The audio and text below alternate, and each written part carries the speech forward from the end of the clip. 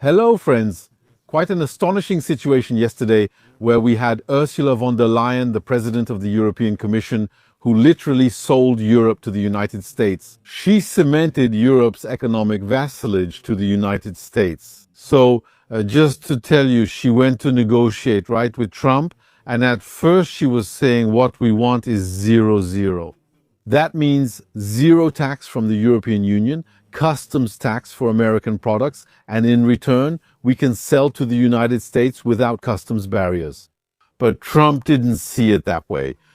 That is to say, for him, he's following his mega logic, America first, and sometimes that means crushing other countries. And that's what he did with the European Union. So the idea was as follows. When she came to negotiate, he told her, no, I'm not here for that. You don't understand. We're not here to make things even, to have a 0-0 score. No, it doesn't work like that. For him, he's in a mindset. Maybe revenge is a bit too strong, but he's in a mindset of getting even. Why? Because he knows one thing. He knows that for a very long time, Europeans benefited from situations or extremely low customs tariffs to sell to the United States. At 5%, let's say, not even reaching 5%, 4.8% on average, with quite a few industries benefiting from 2%. At the same time, Europe has always imposed customs barriers, but also non-tariff barriers. That means, for example, barriers like regulations. Sometimes there are regulations that actually serve as regulatory barriers created with a protectionist logic. It's to prevent products from outside from coming in. There's also VAT, for example. An American service provider who wants to sell a service to Europeans has to pay a VAT that can go up to 25% depending on the location. So even if that's not a customs barrier, it still is one. So for Trump, he not only wants to have his cake and eat it too, but then some. So what did he do? He said that in his view, it's simple. Americans will have 0% to sell their products and services in Europe, 0%. Europeans, on the other hand, will pay 15%. So that means we're going to multiply.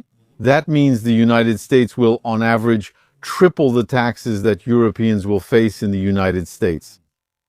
And he said, if you refuse, well, it will be 30% on August 1st. So, you see what I mean? It's not even negotiation. It's imposing my will, and you just have to give in on top of that. That's not all. The Europeans are committing to buy 700 billion worth of American energy. That means oil products and everything. Plus investing in weapons, plus. We're just assessing the damage. That literally means it's an unconditional surrender, and it was signed by von der Leyen. When you see her, by the way, even without sound, her body language is pretty scary. She's sitting like this. It looks like she's in custody, doesn't it? It looks like she's in custody, waiting for her fate to be decided. And by the way, an extremely delightful moment is when he lectures her about eco-scams. He talks to her about wind turbines. He tells her that in the United States, wind turbines won't be built anymore because they've ruined everything, including the landscapes.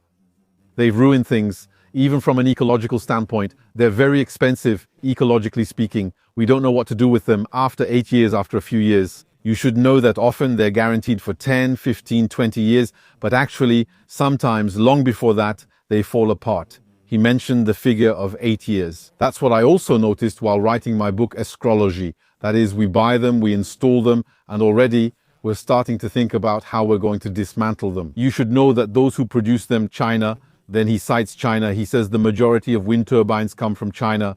Those who produce them indeed build in a kind of planned obsolescence so that the customer who buys them, who is that? It's the European, it's the idiot, right? So he buys them, he installs them, and already we're talking about the next contracts. So he also says something very interesting, because there will be people, even in the comments under this video, who will come and say, yes, but wind power generates energy and all that. Yes, but the problem is that it's a very expensive energy, which requires subsidies. And as Trump rightly says, energy should make you money. It shouldn't cost you money. It makes no sense if you have a system that generates energy at a loss and you have to finance it with people's taxes just to reach zero. it makes absolutely no sense. We can all build machines, all create businesses that are loss-making by nature, by design, and then, well, it just falls on the taxpayer. And why is that? That's what's interesting. That's why in Europe, we have energy that is extremely high, that is very expensive compared to the rest of the world, which is causing Europe to deindustrialize because quite simply, there's no way to produce with the energy costs plus the regulatory costs plus. So taxation skills, taxation, I have to say, it makes absolutely no sense at all what Europe is doing right now. But if you look, there's a stance, observe it in the past or in the future, there's a logic to the European Union's stance. You'll also find it very strongly with Macron. When you do business, when you sign commercial deals, what do you look at?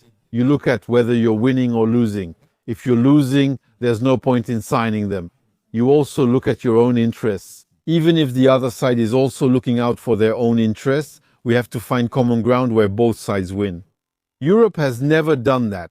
If you look at Europe's stance on major issues, on Ukraine, on climate matters, on ecology, on Taiwan, on China, on many things, Europe is more in a mindset of acting according to its values. Europe operates from a civilized logic. That means it's a continent that is collapsing, that is becoming deindustrialized, that is sinking into poverty, that is regressing on all fronts, on all the objective levels we can measure. Even the quality of life is regressing. Inflation, insecurity, endemic corruption. And actually, who is doing what? I'm not even talking about the insolvency of the states, which are up to their necks in debt. Nothing. The United Kingdom, which for me is part of the European Union, just the United Kingdom, for example, today is borrowing record amounts every month, not to pay back its debt, I don't think it ever will, but just to pay the interest on the debt. Imagine someone who is so deep in debt, right, that he has to take out a consumer loan just to pay the interest on the loans he already has, not even to pay back the loans themselves. That's where we are now. But we like to give lessons. When you look at European leaders, it feels like they think they're on a civilizing mission. There you go. They have values. They have values. No one else on earth has any value to them. People are worthless. They're the only ones sinking into misery, dragging their people into misery, all while saying they're acting according to their values. There you go. We followed our values. So actually they go by what they call values, which are really just a cover-up, which are really a kind of veil. Isn't it modest? The way they place it over their corruption, the way they place it over the unfair decisions they make. And the reality is that today, with this deal, which isn't really a deal, it's a surrender. Once again, it's a big failure. By the way, when Brexit happened, one of the big challenges or one of the major issues of Brexit was what the United Kingdom had noticed. When a country joins the European Union, it gives its economic sovereignty to the European Union. To give you a simple example, in 2016, when Brexit was voted on, it was found that the United Kingdom had absolutely no economic agreements with countries around the world. It had no valid agreements between the European Union and any country on the planet. All the agreements, 100% of the agreements were agreements that were under the control of the European Union. And that was a big problem. That was actually one of the big challenges for those. There are a lot of friends who support the idea of Frexit. In fact, it's a big challenge. It means that we have to regain control of our economy and then see how it will be possible to negotiate bilateral agreements. Because bilateral agreements no longer exist today. It's always agreements between the European Union and other countries or other regions in the world. And these are agreements that apply to everyone. That's one of the reasons. That's what happens when you sign. You lose your economic sovereignty. In any case, the European Union is and has always been a wholesaler of sovereignties. That means if the European Union didn't exist and Trump wanted this kind of agreement with the countries that are in the EU today, well, he would have had to make them one by one. And if he actually makes one every 3 months, well, his term would never have been enough to put them all under this agreement. You see, because there are 27 countries. You multiply that by 3 and you can see what that's going to give you. His term won't be enough.